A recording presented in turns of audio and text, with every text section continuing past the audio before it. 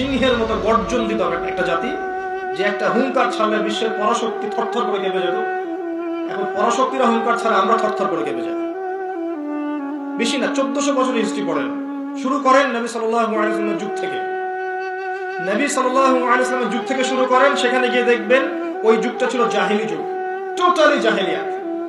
মানে এমন কোন পাপাচার ছিল না যেটা ওই যুগে ছিল না। শিরক ছিল, মূর্তি পূজা ছিল, মাধ্যম পূজা ছিল, কবর পূজা ছিল, মৃত মানুষের পূজা ছিল, সুদ ছিল, বিকৃত ধর্ম তারা পালন করত, বলতে ইব্রাহিমের ধর্ম পালন করছে এই বলে বিকৃত ধর্ম পালন করত। নগ্ন হয়ে তাওয়াফ করত, তারা মনে করতো এটা হজ। তারা সুদ খেত, চক্রবৃদ্ধি হয়, সুদের টাকা দিতে না পারলে মানুষকে দাস বানিয়ে ফেলত।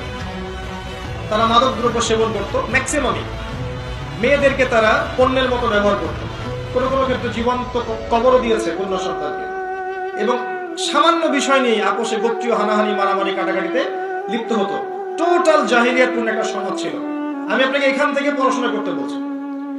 এই সমাজের মধ্যে নবী সাল্লাল্লাহু আলাইহি ওয়াসাল্লামকে পাঠানো হয়েছে নবী হিসেবে, এজ এ নবী, আখিরি নবী, শেষ নবী, যার পরে কোনো নবী আসবেন না।